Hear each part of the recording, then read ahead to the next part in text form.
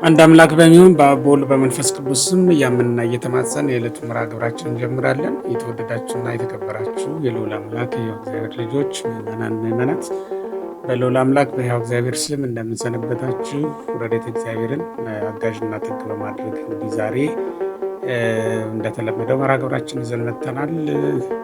እግዚአብሔር ከሁላችንም ጋር ይሁን። እናንተንም ለመስማት እኛንም ለመናገር ያብቃል። ዛሬ የምናነሳው ባለፈው ያነሳ ነው በፈተና ላሉ ወገኖቻችን ብለን የላክነው አንድ መልእክት አንድ ቪዲዮ ነበረና ከሱ ጋራ ሊገናኝ የሚችል ግን ራሱን ችሎ ሊቆም የሚችል አንድ መርሃ ግብር ነው ይዘን የመጣ ነው። እሱም ምንድነው? በፈተና ውስጥ ያለ አንድ ሰው በጸሎት ኃይል እንዴት ነው ፈተና ድል ማድረግ የሚችለው የሚለውን ነገር ነው የምናየው። ይሄ ማለት በጸሎት ኃይል ፈተናን ድል የማድረግ ጥበብ የሚል ርዕስ ልንሰጠው የምንችለው ትምህርት ነው። እንግዲህ ለዛሬ ይዘነው የቀረብ ነው ማለት ነው። እግዚአብሔር አምላክ ከእኛም ከእናንተም ጋር ሆኖ እኛም እንድንናገር እናንተም እንድትሰሙ የበቃን የበረታን እንዲያደርገን ቅዱስ ፈቃዱ ይሆነልን። እንግዲህ ባለፈው የፈተና ለበዛባቸው ሰዎች ወይም በፈተና ውስጥ ለሚኖር ሰው ያስተላለፍነው መልእክት አለ፣ ከጥያቄዎቹ ተነስተን ማለት ነው። በዚያ ቪዲዮ ውስጥ እንግዲህ ያሳየናቸው መፍትሄዎችም አሉ። ከዛ በተጨማሪ ግን በተለየ ሁኔታ ጸሎት በተመለከተ ማለት ነው ዛሬ የጸሎት ኃይል ወይም የጸሎት ጥቅም በቤተ ክርስቲያን እጅጉን ሰፊ ነው፣ በጣም ብዙም ነው። ቤተ ክርስቲያን በጸሎት ነው ሁሉንም ነገር የምታደርገው፣ የምትከብረውም ራሷ ቤተ ክርስቲያኗ በጸሎት ነው። ከእግዚአብሔር ጋር የልጅነት ግንኙነት ራሱ የምንጀምረው በጸሎት ነው። ውሃውን ማይገቡ የሚያደርግልን ጸሎት ነው። ስጋውና ደሙን ህብስትና ወይን ይዘን ቀርበን ወይም ምድራዊ የነበረውን መብልና መጠጥ ሰማያዊ የሚያደርግልን ህብስትና ወይኑ ስጋ አምላክ ደም አምላክ የሚያደርግልን እንዲሁ ጸሎት ነው። ጸሎት በቤተክርስቲያን እጅግ ታላላቅ ስራዎችን ከምናደርግባቸው ነገሮች መካከል በዋናነት የሚጠቀስ ነው። ምንም ታምራት ይደረግ ቢባል ጸሎት የሌለበት ምንም ነገር የለም።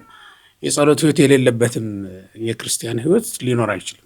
የትኛውም አገልግሎት፣ የትኛውም ተግባር በቤተክርስቲያናችን ያለ ጸሎት የሚሆን ነገር የለም። ይህንን ራሱን ባለቤቱ መድኃኒታችን ኢየሱስ ክርስቶስ ሁሉንም ነገር ባደረገ ጊዜ በጸሎት እንዳደረጋቸው እናውቃለን። እና እንግዲህ ዛሬ በተለየ ሁኔታ ደግሞ ፈተናን እንዴት በጸሎት ማጥፋት እንደሚቻል ፈተናን የማጥፋት ጥበብ አንዱ ጸሎት ስለሆነ እሱም ብቻ እንግዲህ እናነሳለን ማለት ነው። በዚህ ጉዳይ ላይ እንግዲህ እስኪ እኔም የምለው ነገር ይኖራል፣ አንተ የምትለውን ነገር ብለን ወደ ህዝቡ እናደርሳለን ማለት ነው።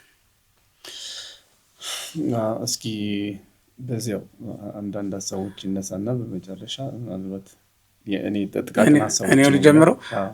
እንዲህ የሚል መልእክት አይቻለሁ። እንደውም አንድ ተመልካቻችን አንተው ጠይቀህ አንተው መልሰህ ጨረስከው እኮ አላማውን ካለማወቅ ይመስለኛል። ምን ነው ሊቀ ሊቃውንት ስሙርን አላናግራቸው አልክ እኮ የሚል አይቻለሁ።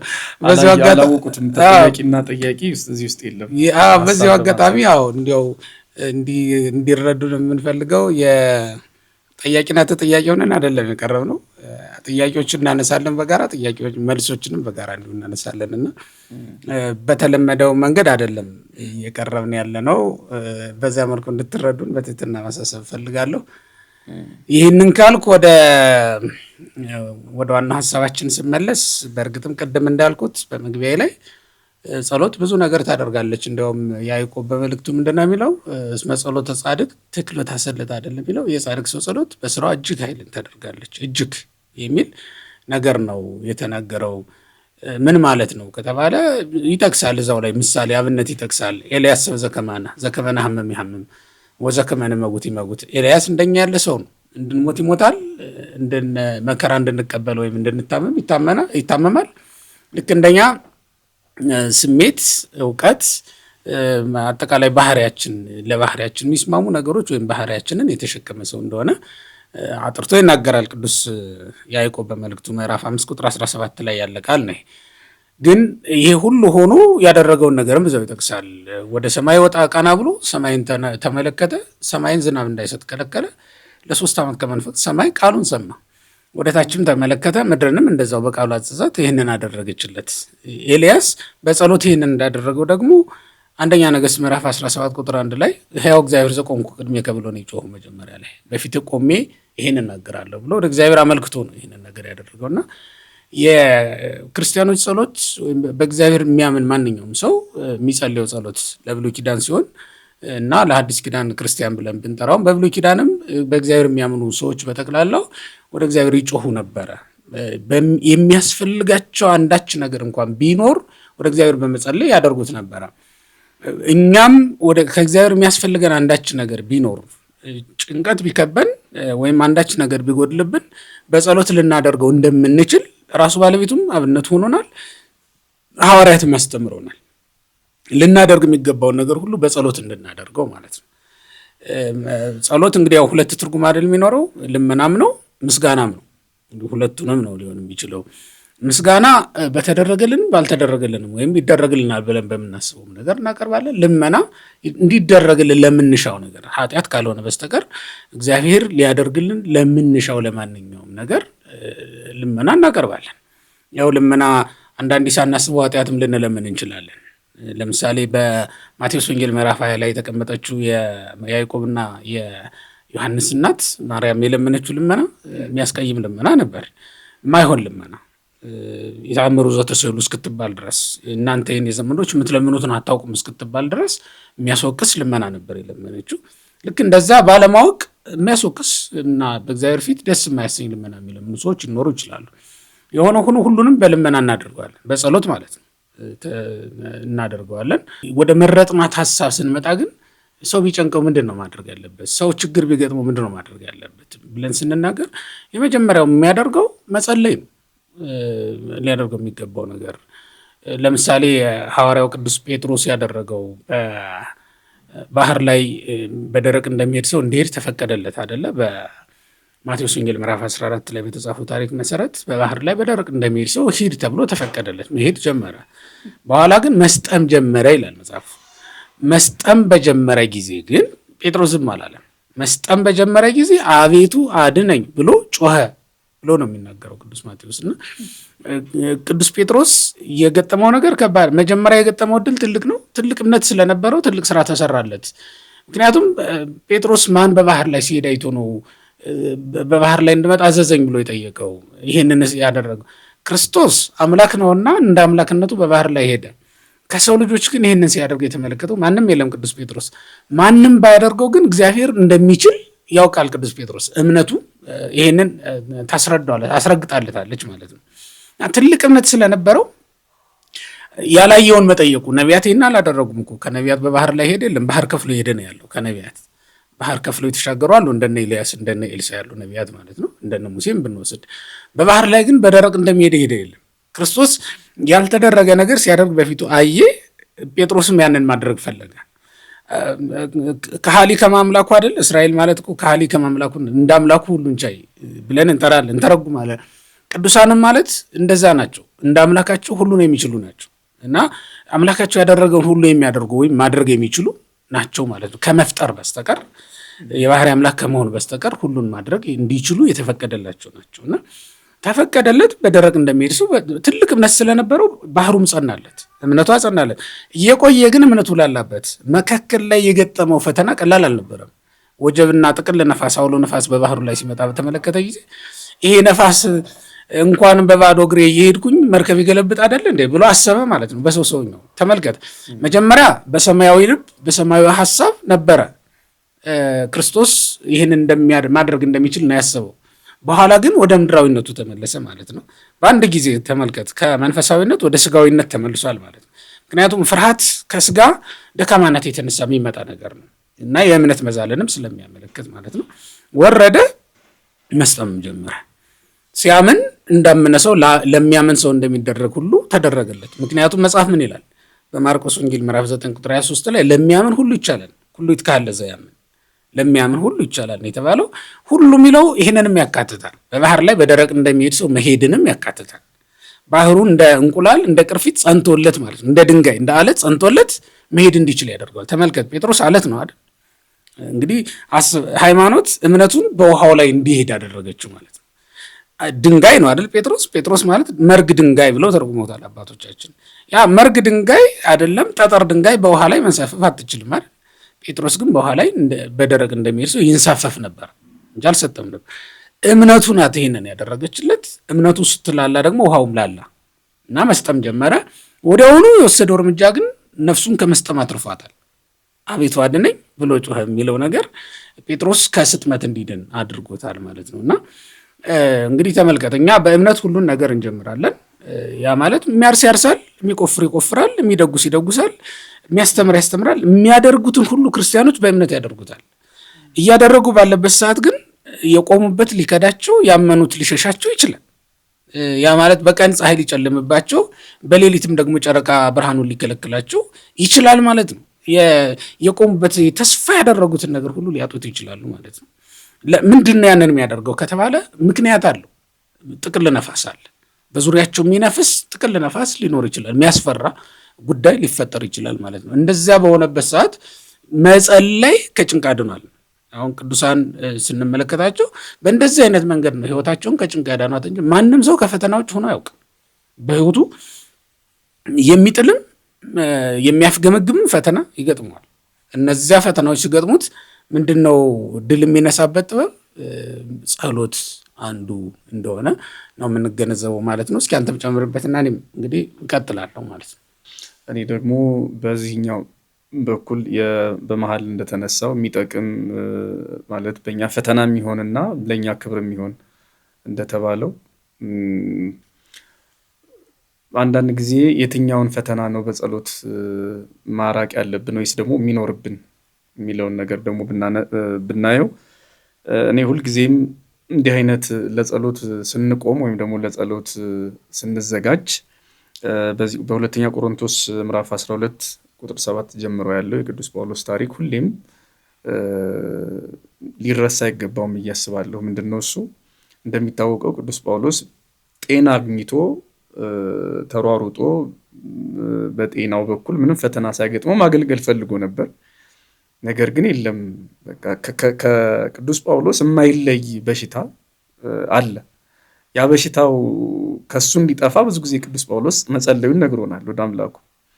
ነገር ግን የለም፣ እንደዛ ከሆነ ጸጋዬ ይበቃሃል ተባልኩ ነው የሚለው እና እሱ ራሱ አብራራው። ለምን ነው ከበሽታ ጋር የምኖረው የሚለውን ይኸውም እንዳልታበይ ነው የሚለው እና የሰይጣን መውጊያ ተሰጠኝ አይደል የሚለው።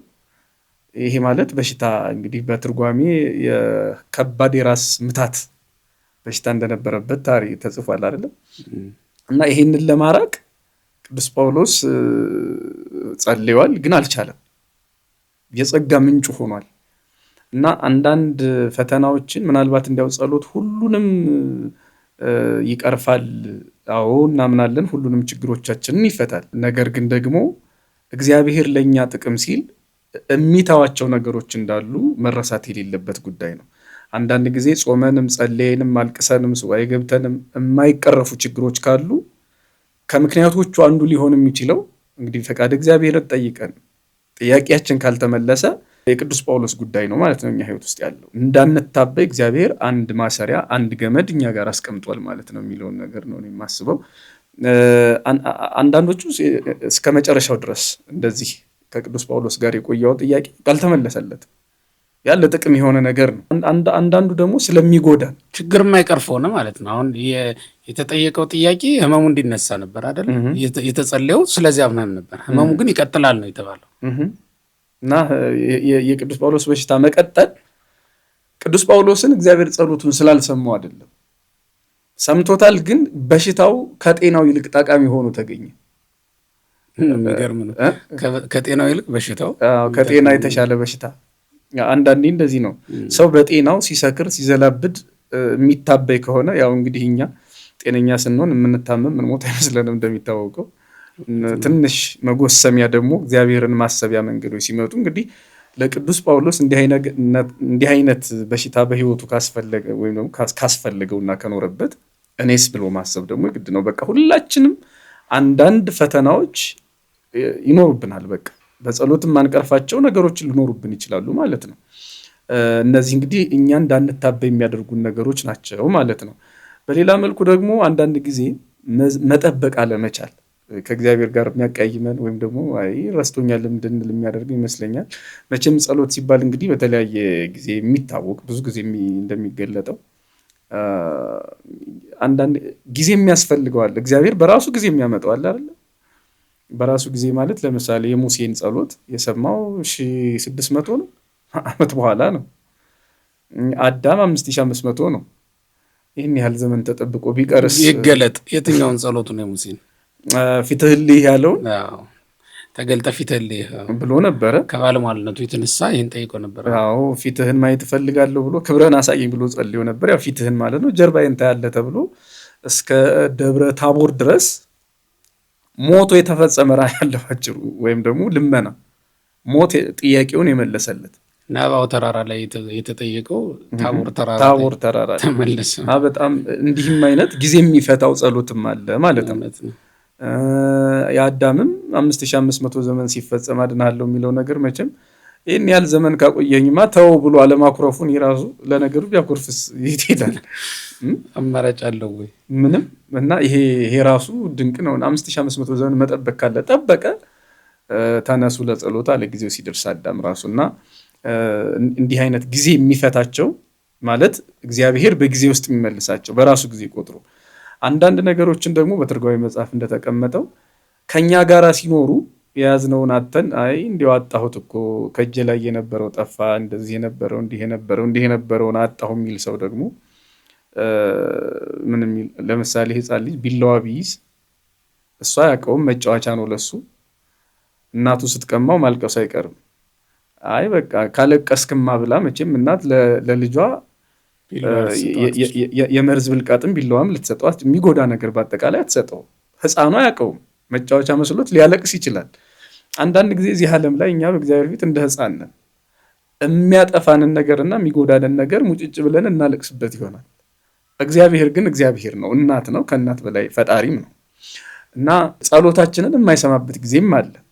እኛ የምንጎዳ ከሆነ እኛን የማይጠቅም ከሆነ አንዳንድ ጊዜ ከፊታችን ሊያረቅብን ይችላል ማለት ነው። በሌላ መልኩ ግን እግዚአብሔር ጸሎትን ምንድን ነው ዳዊት ጆሮን የፈጠረ ጩኸትን አይሰማምን? ዓይንን የፈጠረ ያይምን? እያለ የሚናገረው ነገር ሰሎሞን የተናገረው ነገር በጣም ይደንቀኛል። በመኃልዩ ሚጢ አዕይንተኪ እማንጻሬ እስመ እማንቱ አፍርሃን የሚለው ዓይኖችሽን ከፊቴ መልሺ አስፈርተውኛልና። አሁን እግዚአብሔር እንዴት ይፈራል? ያውም አይናፈር ዓይኖችሽን ፈራኋቸው ይላልና ይህንን የቤተክርስቲያን ሊቃውንት እግዚአብሔር አይናፋር ሆኖ አይደለም፣ ወይም ደግሞ የቤተክርስቲያንን የእስራኤልን የሰዎችን ዓይን ፈርቶ አፍሮ አይደለም። ነገር ግን የሚያለቅሱ እንባዎች ዓይኖችን የሚያነቡ ልቦችን እግዚአብሔር ፈጽሞ በርኅራኄ እንደሚመለከታቸው የሚያሳይ ቃል ነው ብለው ተርጉመውታል። እግዚአብሔር የሚፈራው ዓይን ምንድን ነው? በንስሐ የሚያለቅሱ ዓይኖችን። እግዚአብሔር ፍርሃት ለባህሪው አይስማማውም። የሚያለቅሱ ዓይኖችን ግን እባክሽ ከዓይኖቼ መልሺ ከፊቴ መልሽ ዓይኖችሽን ብሎ እስራኤልን ወይም ቤተክርስቲያንን ይናገራልና እግዚአብሔር በርኅራኄ የሚመለከተው ሉቃስ 18 ላይ ነው። ያቺ ድሃ ሴት ያንን ባለስልጣን ደጋግማ ስትጠይቀው ተላጽቆተ ሲል የምንለው እኛ ይሄ ደጋግሞ መጠየቅ ማለት ነው። እና ደጋግማ ስትጠይቀው ልመናዋን ሰማት። ያ ክፉ ሰው ባለስልጣን እንኳን እግዚአብሔር ደግሞ ደጋግመን የሚያስፈልገንን ነገር ከጠየቅ ነው የማይሰጠን አምላክ አይደለም፣ ይሰጠናል ነው።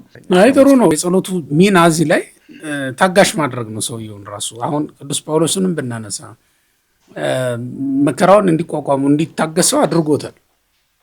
የጸለየው ጸሎት ይሄ ጸሎት ውጤት ነው። በነገራችን ላይ በራሱ ደዌውን ያላራቀበት እግዚአብሔር ምክንያቱም ገልጧል። ደዌው ከተነሳ ጸጋዬም ይበቃሃል። የእግዚአብሔር ጸጋ ከሚቆምበት ደግሞ ከሚቀርበት ምን አሰበ ቅዱስ ጳውሎስ? ደዌውን ታግሶ መኖር። ይህንን ያደረገው የራሱ ያንን ደዌ ታግሶት እንዲኖር ያደረገው ጸሎቱ። በሌላም ቦታ ቅዱስ ዳዊትም ልክ እንደዚህ አይነት ነገር ተደርጎበታል። ከቤርሳቤህ ለመጀመሪያ ጊዜ በኃጢአት የተጸነሰው ልጅ ሞቷል አይደለ? መጽሐፍ ቅዱስ እንደሚነግረን ሞቷል። በታመመ ጊዜ ዳዊት ሱባኤ ገብቷል። ወድቆ ነው የለመነው፣ እየጾመም ነው ደግሞ። ከዛ በተጨማሪ ጾምም ከዙፋን መውረድም የተጨመረበት ጸሎት ነበረ የተደረገው። ግን እግዚአብሔር ጸሎቱን አልሰማም። ጸሎቱን አልሰማም ማለት ግን ምን ማለት መሰለህ? የለመነውን ልመና ያንኑ አይደለም ያደረገለት። በኋላ ግን ዳዊት ሞተ ብለው ሲነግሩት ተነስቶ ታጥቦ ተቀብቶ ወደ ዙፋኑ እንደወጣ ይነገራል። ይህንን ደስታ ያመጣለትና ይህንን ችሎታ ይህንን መጽናናት የሰጠው ጸሎቱ ነው። ይሄ የጸሎቱ ውጤት ነው እና ጸሎት አንዳንዴ በቀጥታ የጠየቅነውን ነገር ላያስገኝ ይችላል፣ ግን ከሌላ ፈተና ያድነናል። ያ ማለት በቃ እግዚአብሔር የለም ማለት ነው ብለው የሚሄዱ ሰዎች እኮ አሉ። የኔን ጸሎት ካልሰማ በቃ የለም ማለት ነው፣ እግዚአብሔር አይሰማም ማለት ነው ብለው ወደ ጠንቋይ ይሄዱ አሉ። አለበለዚያ ደግሞ ሌላ ቤተ እምነት ውስጥ ደግሞ እንሞክረው ብለው ደግሞ ሄዱ ሰዎች አሉ። እና እንደውም በዛው ተታለው አንዳች ትንቢት ወይም አንዳች ምልክት አግኝተው በዛው የሚቀሩ ሰዎችም እኮ አሉ።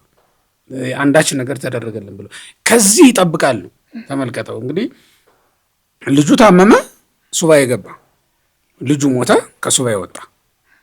አስበው እንግዲህ የለመነው ልጁ እንዲተርፍለት ነበረ። እግዚአብሔር ደግሞ ሊቀጣው ስለፈለገ ያንን አላደረገለትም።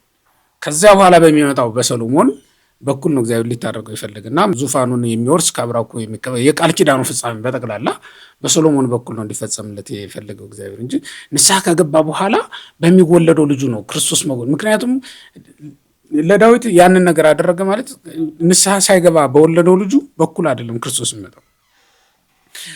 አዳምም ንስሐ ከገባ በኋላ ነው የክርስቶስ አባት የሆነው። ዳዊትም ንስሐ ከገባ በኋላ ነው የክርስቶስ አባት የሆነው እና ንስሐ ገብቶ የክርስቶስ አባት የሚሆነውን ሰሎሞንን ይወልዳል ማለት ነው። ለዚህ ያበቃው ጸሎቱ ነው እና ጸሎት በቀጥታ የፈለግነውን ነገር ላይ ያስገኘን ይችላል፣ ግን የመጣብንን ፈተና እንድንችለው እንድንቋቋመው ያደርገናል። ይህም እኮ ቀላል ነገር አይደለም። ይሄ ራሱ ብዙ ሰዎች የሚቸገሩት እንዲያውም የመጣባቸውን ፈተና መቻል መቋቋም አልችል ብለው እና ይሄ በሌላ በኩል እንዳንታበይም የምንሻውን የፈለግነው አሁን ዳዊት በስልጣኑ የጎልማሳ ሚስት ቀማ አይደል? ጎልማሳ አስገደለ። ግን በስልጣኑ የተጸነሰውን ጽንስ ወይም ልጁን በሕይወት ማትረፍ አልቻለም። እንዳይታበዩ ነው ይላል። እንደውም በዚህ በጌቴሴማኒ ጌታ በጸለየ ጊዜ የጸለየውን ጸሎት ዮሐንስ አፈወርቅም ሌሎችም ሊቃውንት ተርጉሞታል እና በዮሐንስ አፈወርቅ ትርጓሜ ምን የሚል አይቻለሁ መሰለህ? ሐዋርያትን ይዟቸው ሄዶ ነበረ ሊያሳያቸው ነው ይላል። ለምንድን ነው? ምን ብሎ ነው የሚያሳያቸው ከተባለ ከመይት መኩ በኃይል እንተ ትትገበር ሎሙ ነው። በምትደረግላቸው ተአምራት እንዳይመኩ ነው። ወደ 3 ምክንያቶች ጠቅሷል ሊቁ። ከነዚያ 3 ምክንያቶች አንዱ ይሄ ነው።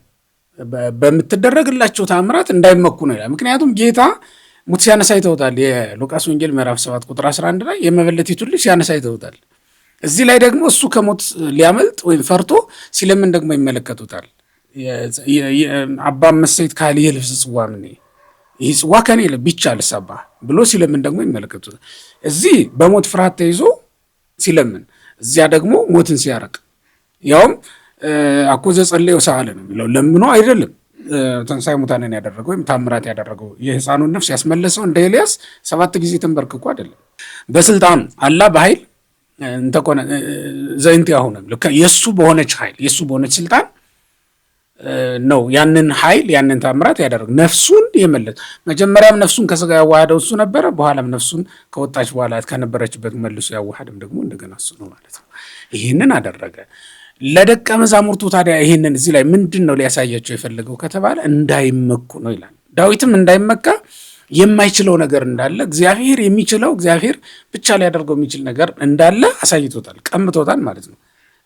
በኃይሉ በስልጣኑ ያደረገውን ነገር እግዚአብሔር አልወደደለትም። በቃ ቀምቶ ሌላ ነገር ግን አደረገለት። ያ ማለት ሐዘኑን እንዲረሳ ፈተናውን እንዲቋቋመው እንዲችለውና ሕይወት ትቀጥላለች ብሎ ተስፋ እንዲያደርግ ማለት ነው። እምነት፣ ተስፋ፣ ፍቅር እነዚህ አይደሉ የጸኑለት ለዳዊት እኮ እነዚህ ናቸው። ተመልከት። የመጀመሪያውማ ተደርጎለት ቢሆን ኖሮ እንደ ጸለየ እንደለመነ ያኛው መጀመሪያ ሰምሮለት ወይም ተቀብሎለት ቢሆን ኖሮ እግዚአብሔርንም ባሳማው ነበር። ከኃጢአተኞች ጋር ይተባበራል ብሎ እግዚአብሔርን በታማ ነበር። መቅሰፍት በዚያ ልጅ ላይ መጣበት ከኃጢአት የተነሳ ማለት ነው። እና እዚህም ላይ እንደው ጸሎቱ ምንም አልሰራም አይባልም። አድርጎለታል፣ ሊያደርግ የሚችለውን ነገር አድርጎለታል። በሌላ መንገድ ደግሞ ስንመለከተው ቅድም አንተም እንዳልከው ጸሎት የጠየቅነውን ነገር ሁሉ የሚያሰጥ አይደለም። የሚስማማንን ለእኛ ህይወት የሚስማማውን ነገር የሚያስደርግ ነው ጸሎት ብለን እንድናየው ያደርጋል ማለት ነው። ያ ማለት ለእኛ የሚጠቅሙ ነገሮች አሉ አይደል? ለእኛ የማይጠቅሙ ነገሮች አሉ። ለእስራኤል ግብፅ መኖር አይደለም የሚጠቅማቸው፣ የተስፋይቱ ምድር መውረስ ነው የሚጠቅማቸው። ለዚህም ነው እግዚአብሔር በቃ ከዚያች ምድር ላይ በጸናች በተዘረጋች ክንድ በልዩ ተአምራት ከዚያ ቤት ያወጣቸው ለዚህ ነው እንጂ እኮ እስራኤል አስበው ነበረ ተመልሰው ሄደው ግብፅ ወንዱ ስላለቀ በኦሪት ዘኍልቍ ምዕራፍ 14 ላይ እንደምናየው ወንዱ ስላለቀ ተመልሰው ሄደው እዛ መኖር ፈልገው ነበር። ግን እዛ መኖር የለመለመ መሬት ላይ መኖር አይደለም የሚስማው። ኦሪት ዘፍጥረት ምዕራፍ 13 ላይ ስንመለከት ሎጥ ይኖርበት የነበረው እንደ እግዚአብሔር ገነት የለመለመ ነበር የሚል ነው የተጻፈለት። ስለዚያ ቦታ በዚያ በለመለመ ቦታ መኖር ለሎጥ የሚስማማ ነገር አልነበረም። ለዚህ ነው ውጣ ከዚህ የተባለው። ምክንያቱም ዛሬ የለመለመውን እግዚአብሔር ነገ ያደርቀዋል። ዛሬ ያበበውን የፈነደቀውን ነገር እግዚአብሔር ነገ ያጠፋዋል። እንደ በነፋስ ጠራርጎ ሊያጠፋው የሚችለው ነገር እኮ ነው። እና ከዚያ ውጣ ተብሎ ነው። ስለዚህ እግዚአብሔር የለመነውን ልመና ሰምቶ ወይም ጸሎታችንን ተቀብሎ የጠየቅነውን ብቻ ሊያደርግልን ይችላል። የሚፈልገውንና ለእኛ ህይወትም የሚስማማውን ነገር ቅድም እንዳነሳው እኮ ነው፣ እንደ ህፃኑ ልጅ ማለት ነው። በቃ ምንም ቢያለቅስ የሚፈልገውን ነገር ነው የምታደርግለት። ለሱ መርዙን እኮ የመርዙን ብልቃጥ ቀምታ የወተት ዕቃ ነው የምትሰጠው አይደል? ለሱ የሚጠቅመው ያ ነዋ። የመረጠው የማይጠቅመውን ነው የመረጠችለት ግን የሚጠቅመው። በአንድ ወቅት እስራኤል እግዚአብሔር ሳይፈቅድ እነሱ ፈልገው ዘብዝበውት ሳኦልን አምጥቶባቸው ነበር። እውነት ነው። እግዚአብሔር ለልመናቸው ለራሳቸው ልመና አሳልፎ ሰጣቸው እና መቼም አልተደሰቱ በሳኦል ንጉስነት። እሱም ራሱን አላዘጋጀም ወይም ማለት ስርዓቱን ህጉን አልፈጸመም። ደስ የማይል የስልጣን ዘመን አሳልፎ ነው እነሱም ተማረው እሱም እንዳልሆነ ሆኖ ነው ያለፈው። እና መቼስ እግዚአብሔር እንደ ልቤ የሚለው ዳዊት እስኪመጣ ድረስ ማለት ነው። እውነት ነው። የዳዊት ዘመን እስክትደርስ አላቆያያቸው ብሎ እምቢ አሉ። እውነት ነው። ለፍላጎታችን ከሰጠን ከባድ ነው። ምንም ያረካል በጣም ነው። እንዲያውም እኮ አንዱ ጸሎት የሚሆነው ለፍላጎት ያትስጠኝ ነው ለአንድ ክርስቲያን መሆን ያለበት። በቃ አንተ ለወደድከው ነገር። ለዚህም ነው ጌታ ራሱ ሲጸልይ ምንድን ነው ያለው? ነገር ግን የኔ ፈቃድ ሳይሆን ያንተ ፈቃድ ይሆን አይደል የሚለው። ፈቃደ ዚያ ከይኩን ነው እኮ ፈቃደ ዚያ ምንድነው? እንደውም አንድ ጽሁፍ ነበረ ድሮ ዌብሳይት ላይ ያነበብ ነው። ያን ጸሐፊ እንደጻፈው ስላላደረክልኝ ነገር ማለት ይመስለኛል ካልተሳሳትኩ ስለቆየ እንትኑ ጽሁፉ ውጭ ሀገር የሚሄድ ፍላጎት ያላት ሴት ካልሄድኩ ብላ ብዙ ውጣ ውረድ አይታ ነበረ፣ ተሰቃይታ ነበረ እና በኋላ እዚህ ጥሩ ጥቅም አገኘች እና ያልከፈለችው ጉቦ ያልገባችበት ባለስልጣን የለም ለመሄድ፣ ያልሞከረችው ህገወጥም ህጋዊ ነገር የለም ወደ ውጭ ለመሄድ። በኋላ ግን እዚያ ሀገር የሆነ ሀብታም ሱፐር ማርኬት ላይ ወይ ደግሞ የሆነ ቦታ ተቀጥራ የምታገኘውን በእጥፍ እዚህ ሀገር ማግኘት ጀመረች እና ስላላደረክልኝ ነገር አመሰግናለሁ አለች እና ሄዳ ቢሆን የአንድ ሀብታም ሰራተኛ ከመሆን ውጭ እግሯ እስኪንቀጠቀጥ ድረስ የሀብታም ሱቅ ላይ ከማርጀት ውጭ ሌላ ምናልባት ጥቅም ያው እዚህ ግን የራሷ ላይ ስትደክም ነው እና እንደዚህ አየሁ ይልና ምንድነው ስላላደረገልንም ነገር የምናመሰግንበት እኛም ማናውቀው። አሁን ለምሳሌ ባለፈው እኛም ሀገር የነበረ የአውሮፕላን በረራ ወደ ኬንያ ሲሄድ የነበረው እርግጠኛ ነኝ ብዙ ሰዎች መቼም በዚያ ቅጽበት በረራ ያለፋቸው ሰዎች ይኖራሉ፣ ሰምተናል። እኛም ሀገር ውስጥ የውጭም ሀገር ሰዎች እርግጠኛ ነኝ አየር መንገዱን በጥብጠውት ነው የሚሆን መቼም ይሄ እናንተ ነው እኛ በሰዓታችን ተገኝተን ምናምን ብለው ወይም ያስረፈዷቸው ሰዎች ካሉ በቃ እነሱንም ተረጋግመው ልሂድ እያልኩሽ ወይ ልሂድ እያልኩ አንተ ነህ ምናምን ብለው ተሰዳድበው ሊሆን ይችላል። ግን አንዳንዴ ሁሉም ነገር እንኳን ባይሆን አንዳንድ ነገሮች ለበጎ ሊሆኑ እንደሚችል ማሰብ በጣም ተገቢ ነው እና የተባለው ነው። እኔ በጣም ቢገርመኝ ኦሪት ዘጸአት ምዕራፍ 14ን ሳነብ ፈርዖን እስኪደርስባቸው ድረስ እስራኤል ውሃው አልተከፈለላቸውም። መክፈሉ ካልቀረ እግዚአብሔር ለምን ነው ቀድሞ ያልከፈለላቸው? ለምን አስጨነቃቸው ልትል ትችላለህ እኮ። ምክንያቱም መተርጉማኑም እንደነገሩን ግብፃውያንና እስራኤል በአንድ ችካል አህያ ያስሩ ነበር፣ ፈረስ ያስሩ ነበር። ያ ማለት አንድ ላይ ናቸው። እግዚአብሔር ግን እንዳይተያዩ አድርጓቸዋል። እስራኤል ያዩቸዋል፣ ግብፃውያን ግን አያዩቸውም ነበር እና ግብፃውያንን በማየታቸው እስራኤል በሙሴ ላይ ጮኸውበታል።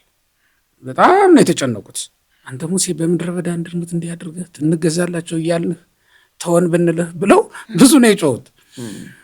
ግን እግዚአብሔር እስከዚያ ለምንድን ነው ያዘገያቸው የሚለውን እስራኤል አያውቅም። ለካ ግብፃውያንን መቅጣት ስለፈለገ እስኪመጡ ድረስ ነው። በውሃ ነው የቀጧቸው። እነሱም በቀላቸውን ሊመልስላቸው ነው እግዚአብሔር ያዘገያቸው። ዓይናቸው እያየች በውሃ የጣላቸውን ንጉሥ በውሃ ሲገባ ሊመለከቱት። የነሱ የማህፀናቸው ፍሬ ያብራካቸው ክፋይ እኮ በውሃ ላይ ጣሉት ተብሎ ዓይናቸው እያየ በገዛ እጃቸው እንዲጥሉት ተገደዋል። ያንን እንዲመለከቱ ነበር እግዚአብሔር ያዘገያቸው። እነሱ ግን ተጫጫው። በቃ እንደዚህ አይነት ነገር በሰው ልጆች ላይ በጣም የተለመደ ነው እና መጀመሪያ ላይ በእርግጥ የምትደርስብን ፈተና ታቆነጣንጣለች፣ አንዳንዴ ታቅበጠብጣለች። በቃ አንዳንዱ ሰው እንደውም በጣም ችኩል ነው። በቃ እግዚአብሔር ዛሬውን የሆነ ነገር እንዲያደርግለት አባቶች ጋር ይሄዳል፣ ጸሎት አድርጉልኝ ይላል። ሁሉም ነገር ላይ ይሄድና ዛሬ በዚች ጀንበር በዚች ማታ ሁሉም ተደርጎለት እንዲያድር፣ ሀብቱም ተመልሶለት፣ ጤናውም ተመልሶለት እንዲያድር የሚፈልግ ሰው አለ። ግን እንደዚያ ላይሆን ይችላል ሁልጊዜ። ለምንድን ነው የሚዘገየው? እግዚአብሔር ግን ያለ እንደሆነ በቃ እግዚአብሔር የተሻለ ነገር አስቦ ነው ብሎ ማሰብ እጅግ ትልቅ ነገር ነው። የዳዊት ሃይማኖት የሚገርመኝ እዚህ ላይ ነው። በቃ እግዚአብሔር የተሻለ ነገር አስቦ ነው ልጄን የገደለ ብሎ አሰበ። የሰጠኝን በቃ ወስዶታል ብሎ አሰበ። የተሻለ ነገር አገኘ ሰሎሞንን። ያኛውን አናውቅም እንግዲህ የመጀመሪያው የእግዚአብሔር ፍርድ ነው። ሆኖም ግን ሰሎሞን የሚባል መፍቀሬ ጥበብ የሆነ ሰው መጣ ማለት ነው በኋላ እና የተሻለ ነገር እንደሚኖር ማሰብ ጥሩ ነው ለማለት ነው። እውነት ነው። ማን ነው? አንድ ቴዎዶሲዎስ ነው ዘያቢ ቴዎዶሲዎስ መሰለኝ ስለ ልጅ በታላላቅ ገዳማት አጸልዮ ነበረ ልጅ እንዲያገኝ እና ቅዱስ ሰው እኮ ነው ደግሞ በጣም እና ልጅ አጣ። ልጅ በማጣቱ ሲጸልይ ካንተ የሚወለደው እንዳንተ በሃይማኖት እግዚአብሔርን ስለማያገለግል አሁን ባለው ሕይወትህ ይሄንን አታገኝም ተብሎ ነበር። ወደ አባቶች በኋላ ሄዶ ሲያጸልይ ማለት ነው። እና ይሄንን እንግዲህ በጸጋ እንዲህ አይነት ነገሮችም አሉ። አንዳንዴ ሰዎች ልጅ ማጣትን ወይም ደግሞ የሆነ ነገርን ማጣት ከእግዚአብሔር አለማየት፣ በእግዚአብሔር አለመታየት፣ አለመሰማት ብለው የሚያስቡ ሰዎች ካሉ አንዳንድ ጊዜ እግዚአብሔር መጀመሪያውን ሳይሆን መጨረሻውን አይቶ እንዲህ አይነት ነገርን እንደሚያደርግ ለማሳሰብ ነው። በሌላ መልኩ ደግሞ ቅድም እንዳልነው ቢመጡም የማይጠቅሙ ልክ እንደ ሳኦል እንዳልነው የኃጢአት ልጅ እንዳልነው፣ በእርግጥ ያኛውም በእርግጥ ሕጋዊ ነገር ላይሆን ይችላል። እሱ ባወቀ ግን አንዱን ወስዶ ሰሎሞንን ያመጣበት መንገድ እሱ አንዱ ነገር ሆኖ፣ ግን ደግሞ ይሄ ስለ እስራኤል ሳስብ ሁሌ የሚደንቀኝ ነገር አለ። ደግሞ እስራኤልን እንግዲህ በምድረ በዳ ፈትኗቸዋል አይደለም 40 ዓመት እና ይችላሉ እግዚአብሔር አሉ አይደለም። አሁን ይሄ ከዚህ ከተራራው ላይ ይክሉን እግዚአብሔር አሉ። በምድረ በዳ ምግብ በእውነት እርሱ ማምጣት ይችላል፣ እዚህ ተራራው ላይ ሆኖ ነው እንጂ ምናምን አሉ። ሐሴቦን ወሰዳቸው በዛ በኃይለኛው በረሃ። ከዚያስ ሰጣቸው እንጀራውን። ከሰጣቸው በኋላ ያለው ነገር ነው የሚገርመኝ። ወንዝ አዲ መብሎ ምንድነው ዋጥፋ ኃይለ እክል የሚለው ይሄ ዋጥፋ ኩሎ ኃይለ እክል የሚለው እህሉ አለ። የእህሉን ኃይል ግን በጣም ነው የሚገርመው። እህሉን ሰጥቶ የእህልን ኃይል ማጥፋት የተቀሰፈ እህል መሆኑን በጣም ነው የሚደንቀኝ። እህል እያለ የእህል ኃይል ማጣት፣ በእህሉ የመባረክ የመጥገብ የጤነኝነት ስሜት አለመሰማት። ወንዛዲ መብሎ ሙስታፎ ሙና የሚለው ገና ምግቡ አፋቸው ላይ ሳለ እግዚአብሔር መቅሰፍት እየመጣባቸው እንዲህ አይነት እንጀራ ባይመጣስ ባይበላስ እና እህሉን ሰጥቶ የእህሉን ኃይል ካጠፋው ይሄ በሽተኛ የሚያደርግ ጤና የሚያሳጣ ከሆነስ ምን ሲጠቅም? እና የተባረከውም እንጀራ በሌላ አነጋገር ጸሎት ነው የሚያመጣው። ክርስቶስ ራሱ ነግሮናል አይደለም? ትንሹን ማብዛት የበዛውን በራሱ የተባረከው በራሱ ጤነኛ እንዲሆን ያደረገን ራሱ ነው አይደል? ምግብ ላይ ጸሎትን ያስተማረ እና መጸለዩ ብቻ አይደለም። 5 እንጀራ ለ5,000 ሕዝብ እንዴት ነው የሚበቃ? ያውም እንግዲህ ህፃናትና ሴቶች አልተቆጠሩም ማለት የማይታመን 2 ዓሣ 5 እንጀራ እንዴት ነው የሚበቃ? ይሄ እኮ እግዚአብሔር ስለሆነ አይደለም ይሄን ያደረገው። እግዚአብሔርነቱን ልንክደው አይደለም፣ ግን ይሄ ለጸለየ ሁሉ ይቻላል ነው። ምክንያቱም ኤልሳ ላይ አይተነዋል ቀድመን። ኤልሳ የተራቡ ነቢያት መጥተው አላደረገውም? ይሄንን በጥቂት እንጀራና በጎመን አድርጓል፣ በእንጀራም አድርጓል። 100 ሰዎች አይደለ? 100 ሰዎች ስንት እንጀራ አቀረበላቸው? 4 ወይ እንደዛ አካባቢ እንጀራ አቅርቧል ኤልሳ። እና 100 ሰው እንዴት ነው 4 እንጀራ ይበቃው? ይሄም አስደናቂ ነገር ነው። ከክርስቶስ በፊት ነቢዩ ኤልሳ ይሄን ካደረገ ጸሎት ኃይሉ ማብዛት ጭምር ነው ማለት ነው። ስለዚህ የተባረከ እንጀራ መብላት የምንችለው፣ ጤነኛ እንጀራ መብላት የምንችለው፣ ጥቂቱም ይበዛልን በጸሎት ነው ማለት ነው። ጓዳችን ሳይቀር የሚገባ ነው የጸሎት ኃይሉ። ከኛ ህይወት ባሻገር ጓዳችን ላይ፣ ልጆች ላይ፣ ማህበረሰባችን ላይ፣ ጤናችን፣ ሁለመናችን ላይ ያለ ነው። ከዚያ ባሻገር እኔ ምናልባት ብናነሳው ብዬ የማስበው ይሄ ጸሎት የማይሰማው አንዳንዴ ለእኛ ስለሚጠቅም ስለማይጠቅም ከመሆኑ ባሻገር የሚገባንን ከመጠየቅ ካለመጠየቅ ባሻገር ደግሞ ማለት የሚገባንን ከመጠየቃችንም ካለመጠየቃችን ባሻገር ደግሞ እንደሚገባ ሆነ አለመጸለያችን አያስከለክለንም። እኔ ለምሳሌ ሁለት ነገሮችን ባነሳ እንደ አጋንንት ያዕቆብ ምዕራፍ 2 ላይ ነው። አጋንንት ይጸልያሉ። እኔ ከአጋንንት በምን ነው የምለየው?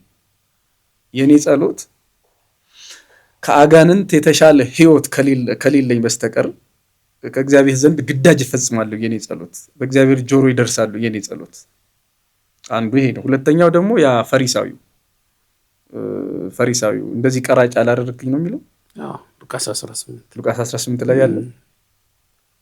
አሁን ይሄ እና እዚህ ማቴዎስ 6 ላይ ያሉ ግብዞች ለታይታ እውነት እላችኋለሁ ዋጋቸውን ተቀብሏል። በምድር ብቻ የሚቀር ጸሎት፣ እግዚአብሔር የማይሰማው ጸሎት እንዳለ ራሱ ማቴዎስ ምዕራፍ 6 ላይ ክርስቶስ አምላካችን ነግሮናል። እና የሚያስከለክለን እንዲህ አይነትም ነገር ከመሆኑ አንጻር ምናልባት አንዱ ነገር ይመስለኛል። እኔ እሱ ራሱ እኮ እንደውም አንድ የፈተና ምንጭ ሊሆን የሚችል ነው። ጸሎቴን አልሰማልኝም ብለው እኮ ሰዎቹ ቅድም ስናነሳው እንደነበረው ወደ ሌላ ቤተ እምነት እንዲሄዱ ሃይማኖታቸውን እስከ መለወጥ ድረስ ትልቅ ቀላል ፈተና አይደለም። ወደ ፈተና ታግበን እኮ እንደውም እንዲህ አይነቱ እንትን እንዳይመጣብን ነው። እንዲህ አይነቱ ሀሳብ እና የሀሳብ ድቀት ያገኛቸዋል። ከዛስ የሃይማኖት ድቀት ሁሉ ያገኛቸው፣ የምግባር አይደለም የሃይማኖት ድቀት ሁሉ እንዲያገኛቸው የሚያደርግ ይሄ ነው ማለት ነው። እና የመጀመሪያው ይሄ እንደሚገባ ሆኖ አለመቅረብ ጸሎት እንዳይሰማ ያደርጋል። ጸሎቴ አልተሰማልኝም ብሎ የሚያስብ ሰው ደግሞ ምን ብሎ ያስባል ማለት ነው? የማመልከው አምላክ በቃ የለም እስከ ማለት ድረስ፣ እግዚአብሔር የለም እስከ ማለት ድረስ ሊደርስ ማኒ እንደዛ አላድን ምን ነው ማኒ በቃ ጸለየ ወደ እግዚአብሔር አልሆነለትም። ከዛስ አልባቲ ለዛቲ ዓለም ሰራየው መጋቢ። በጣም የሚገርመኝ ደግሞ እሱ እንግዲህ በታሪክ እንደተጻፈው አህያ ጠፍቶበት ይላል። በአህያ ምክንያት በጣም ይሄንን ገርመኝ። የእሱ አህያ ሲገኝ እግዚአብሔር አለ፣ የእሱ አህያ ሲጠፋ እግዚአብሔር የለም። እንዲህ አይነት እንትኖች ያመጣልና እንዲያውም ወደ ፈተና ሊያስገባ የሚችል ነው ይሄ በሚገባ ሆኖ አለመጸለይ። አንድ ክርስቲያን እንደ ክርስቲያንነቱ ወይም እንደ ልጅነቱ ለልጅነቱ የሚገባውን አይነት ኖሮ እየኖረ መጸለይ ያለመቻሉ ጸሎቱ እንዲሰማለት ላያደርግ ይችላል፣ እንዳይሰማ ሊከለክል ይችላል። በእግዚአብሔር ፊት የማትቀርብ አጸያፊ ጸሎት ትሆናለች ማለት እኮ ነው። በሌላ አነጋገር አጸያፊ ወይም ደግሞ ምድራዊ ጸሎት ትሆንና ታስቸግራለች። ከዛ እግዚአብሔር ችላ ይላታል፣ አይቀበላትም ማለት ነው። እኛ እንኳን የማይጣፍጠንም ምግብ እንበላለን እንዴ? እንደዚያ እኮ ነው። ጸሎትም በጎ መዓዛ ያለው እና በሐዋርያት ሥራ ምዕራፍ 10 ላይ ምንድን ነው የተባለው? ጸሎትህ ለመታሰቢያ እንዲሆን አረገ ወደ እግዚአብሔር አይደል የሚለው። የቅዱሳን ጸሎት እኮ በክብር መላእክት ይዘው የሚያሳርጉት እኮ ነው፣ መስዋዕትን። የቤተ ክርስቲያን ጸሎት እንደዚያ ነው። በዮሐንስ ራእይ ምዕራፍ 8 ላይ እንደተመለከተው ቁጥር 1 ላይ የሚያጥኑ መላእክት፣ የወርቅ ጥና ይዘው የሚመጡ መላእክት በስነ ስርዓት የቅዱሳንን በቤተ ክርስቲያን የሚጸለየውን ጸሎት ያሳርጋሉ። እና ልክ እንደዛ ሆኖ መጸለይ ግድ ነው። አሁን በደንብ መጸለይ መልመድ ካለብን እንዴት መሰለ መልመድ ያለብን? አንደኛ የሐዋርያት ሥራ ምዕራፍ 2 ቁጥር 5 ላይ ለጸሎት ይተጉ የነበሩ ሰዎች ይተጉ ነበር ነው የሚለው።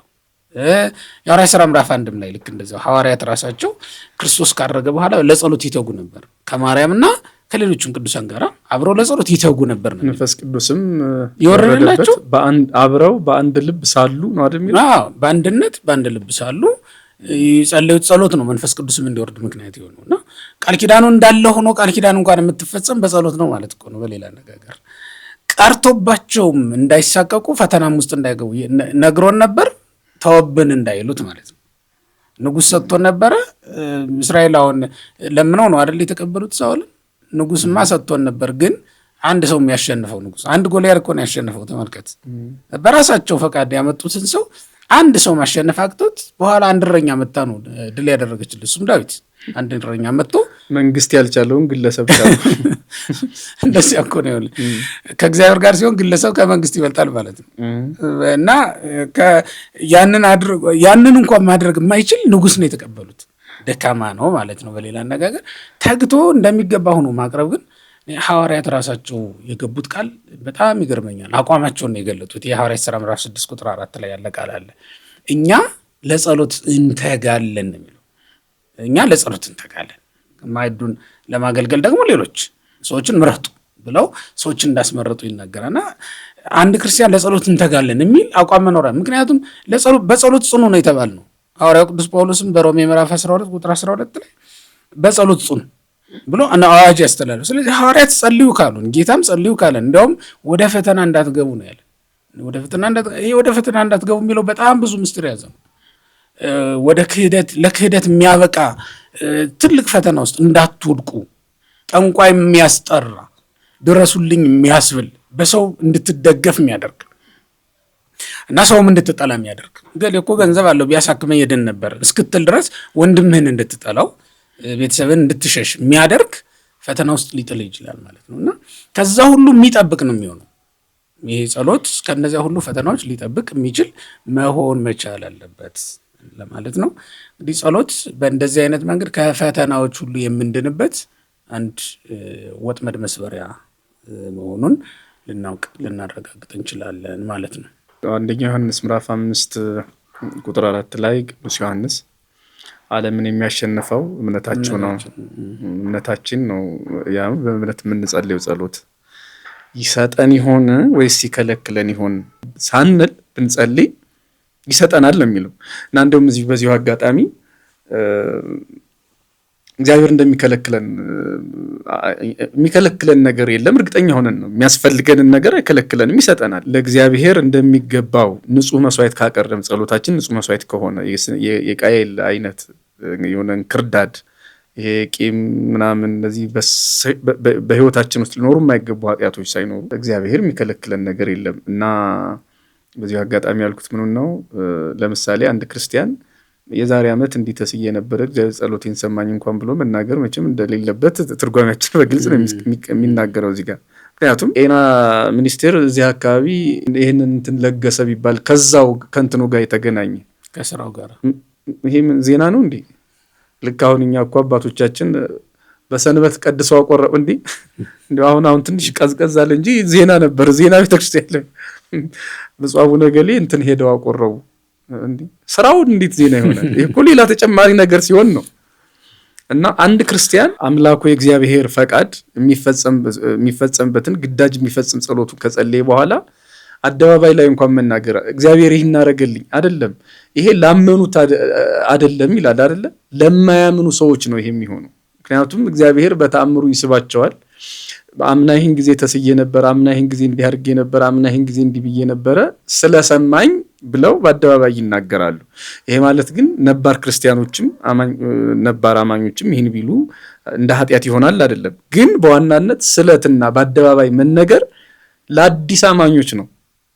እንደማይፈውስ ወይም ደግሞ እግዚአብሔር ይፈውሳል ብለው የማያምኑ፣ እግዚአብሔር ጸሎቴን ይሰማኛል ብለው የማያምኑ በክርስቲያናዊት በርትዕት ሃይማኖት ውስጥ በኦርቶዶክሳዊ ተዋህዶ ሃይማኖት ውስጥ ያልነበሩ ሰዎች መጥተው አዲሱን ልምዳቸውን ምናልባት እዚህ ክርስትናው ህብረት ላይ ከመጡ በኋላ እንዲነበርኩ እንዲሆንኩ እንዲነበርኩ እንዲሆኑ ያው ለምሳሌ ከስጋ ደዌ ዳንኩ ምንም እኮ ነገር አለ። ለመጻጉ አድርጎት ይል እንዲህ ለነሱ ለማንም አድርጎታል፣ ለዚያውም ሳያውቀው።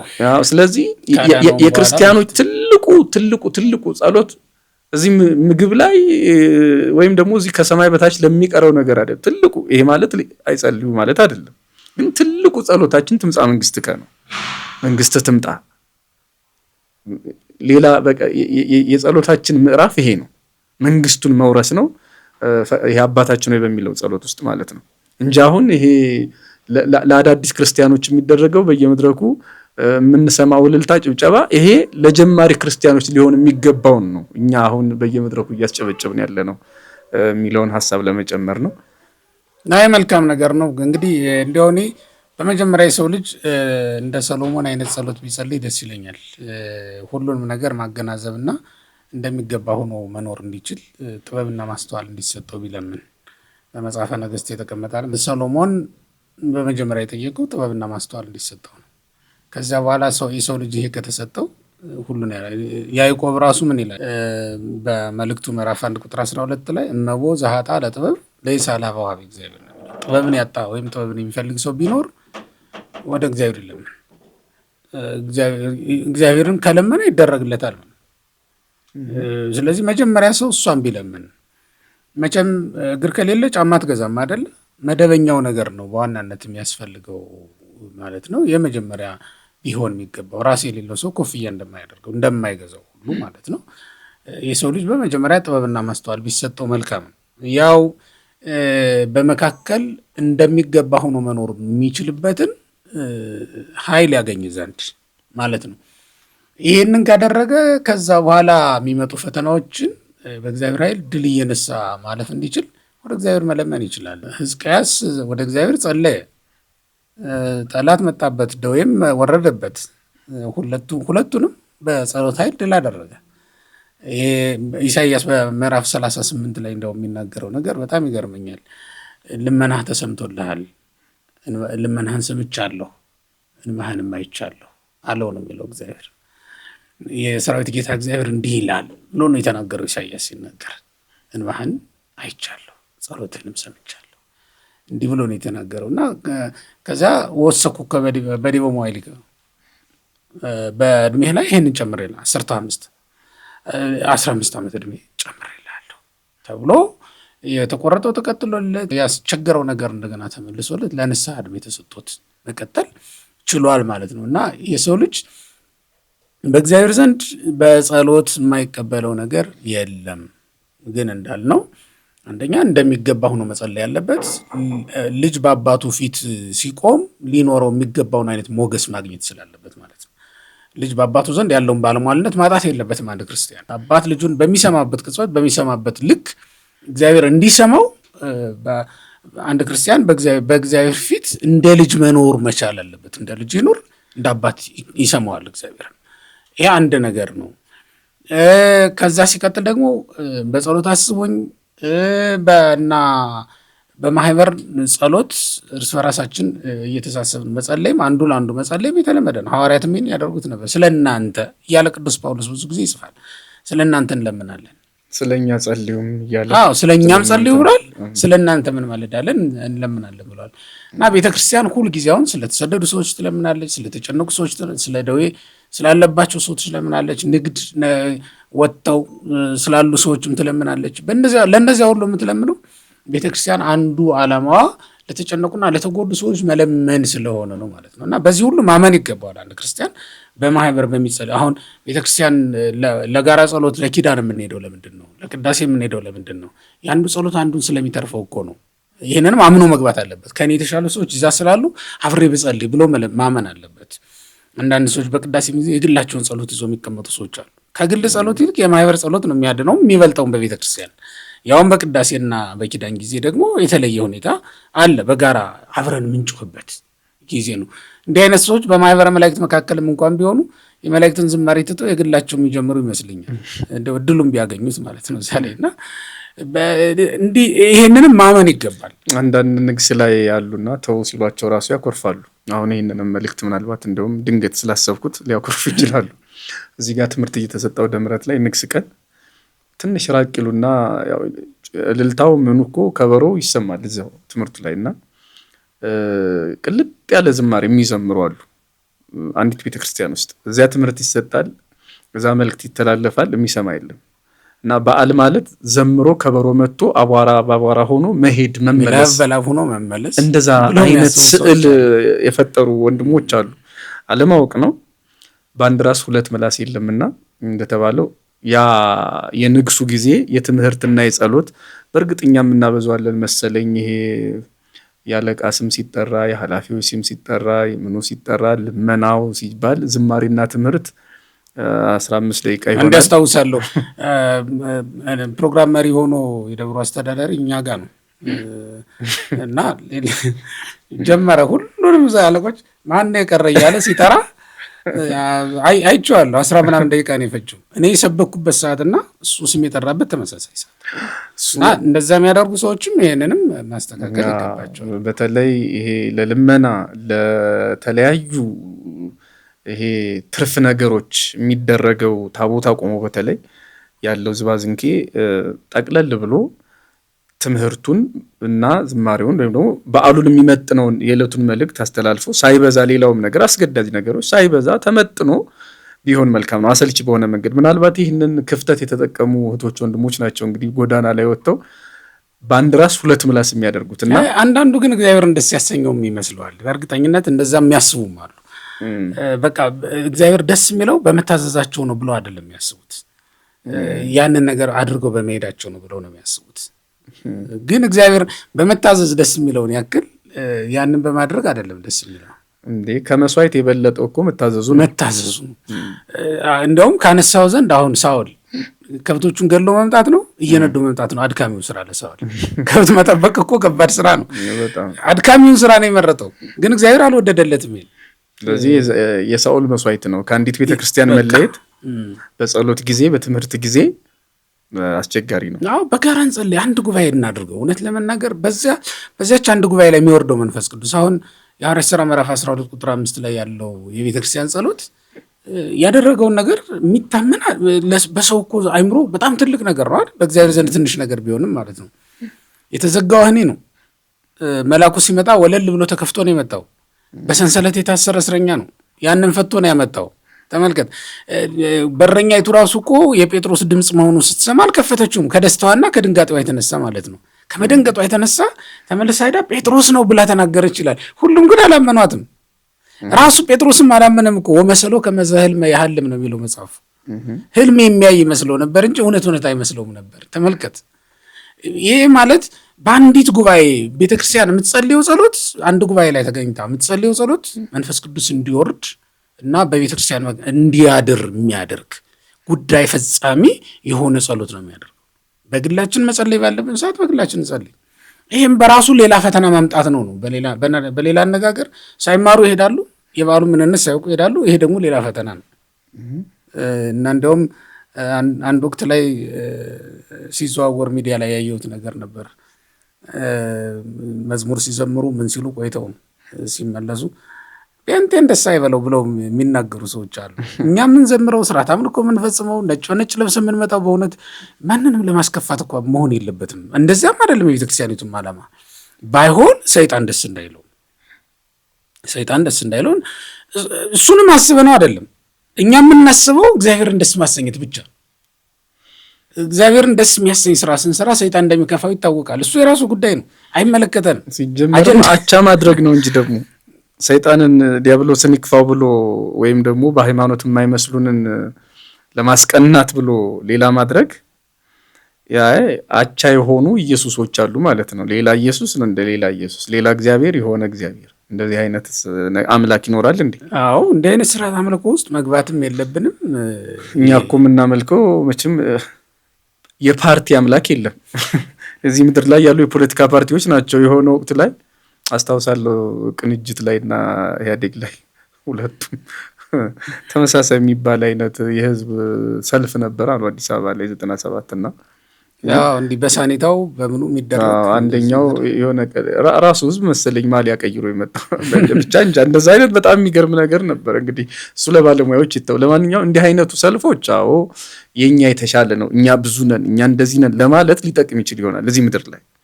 በእግዚአብሔር መንግስት ግን እንዲህ አይነቱ ነገር የለም። የምንጸልየው፣ የምንዘምረው፣ የምናስተምረው፣ የምንማረው ምናልባት የእነሱን ስም እንኳን ከጠራን አባቶቻችን ለምሳሌ በስም እየጠሩን አባ ጊዮርጊስ ዘጋስጫ መልስ ሰጥተዋል። በስም እየጠሩ ምዕመናን ለማስተማር እንጂ ያንን ለማበሳጨት አይደለም።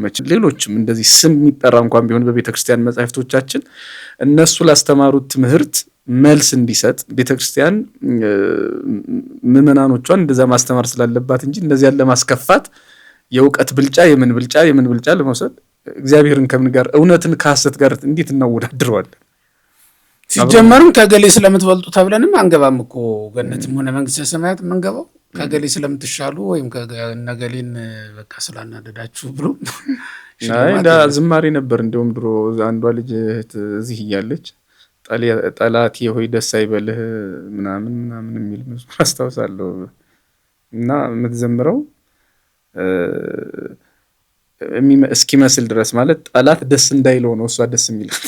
ደስ ማለት ስላለበት ነው ደስ ማለት የሚገባው፣ ማለት ደስታ የሚያስፈልገው ለሰው ልጅ እንጂ ጠላት እንዲያዝን አይደለም። እኔ መደሰት ያለብኝ እኮ እኔ በሀብት መባረክ ያለብኝ ጠላቴ ድሃ እንዲሆን አይደለም። ምን አገባኝ እሱ እግዚአብሔር ከሰጠው። እናም በዚህ ጉዳይ ላይ መቼም መዝሙሮቻችን አሁንም እንደዚህ አይነት ነገር አያጣቸውም። እንደዛ እንወዳለንም ይመስለኛል። እኛም ራሳችን እንደዚህ አይነት ነገር እንወዳለን። መቼስ እግዚአብሔር ዳዊትን ሲቀባ ሳኦልን ለማበሳጨት አልነበረም። ሳኦል ግን ያው ባህሪው ነውና መቅናቱ አልቀረም። መንፈስ ቅዱስ የተለየው ሰው እንደዛ ነው፣ መቅናቱ አልቀረም። ያ የራሱ ጉዳይ ነው እንጂ ዳዊትም ቢሆን ሳኦልን ለማስቀናት ሳኦልን ለማበሳጨት ብሎ ያደረገው ምንም ነገር አልነበረም። በገናም ቢደረድር ምንም ቢል ሁሉንም በቃ እግዚአብሔር የፈቀደለትን ያደረገ። ጎልያድንም ሲገድል ከሳኦል ብልጫ ለማግኘት አይደለም አልነበረም። እንደ አቤሴሎም እንዲያውም አቤሴሎም ነው ወሰረቀ አቤሴሎም ልቡና ኩሎሙ እስራኤል አይደል ምንለው፣ የእስራኤልን ልብ ሁሉ እስኪገዛ ድረስ በዳዊት ላይ ያነሳሳቸው ነበር። እና የዳዊትን መንግስት ለመቀበል ያለ ጊዜው እስራኤልን በልባቸው ይገባ ነበር። አይ እንዲያው እኮ ፍርድም ጉዳይ ምን ነበር ይለዋል፣ እንዲህ ነው ይለዋል። ምን ዳኛ አለ ብለህ ነው? ነገስታቱ ሚስቶቻቸው ብዙ ናቸው፣ ከአንዲቱ ሲሉ እኮ ፍርድ የሚያዩበት ጊዜ የላቸውም እያለ ያሳጣ ነበር ይላል። አይ ችን ስልጣን ባገኛትማ ኖሮ ይህን ልጅ እኮ እንዲያው ብንሾመው የንጉስ ዘር ነው እየተባለ ከዛ ስልጣን ተሰጠው ማለት ስልጣን ቀምቶ ለመውሰድ ሞከረ ማለት ነው። አሁን ልክ እንደዛ የሚያስቡ ሰዎች አሉ። እንደ አቤሴሎም እንደ ዳዊት ነው እኛ ግን የምንሄደው። ዳዊት የሄደበት መንገድ ነው እኛ የምንሄድበት እንጂ አቤሴሎም የሄደበት መንገድ ለእኛ አዋጭም አይደለም አስፈላጊም አይደለም የሚለው ነው። እሱ በራሱ እኔ እውነት ለመናገር እንዲህ አይነቱ ነገር በህይወታችንም ውስጥ ይዞት የሚመጣው ፈተና ቀላል ስላልሆነ በደንብ በሚገባ ሊታሰብበት የሚገባው ጉዳይ ነው። ለዚያም ነው ቅድም ለልጅነት የሚያበቃ አኗኗር መኖር አለብን፣ ለአባትነት በሚገባ እንክብካቤ ደግሞ እግዚአብሔር እንከባከበናል ብለን ነው እንትን የምንለው።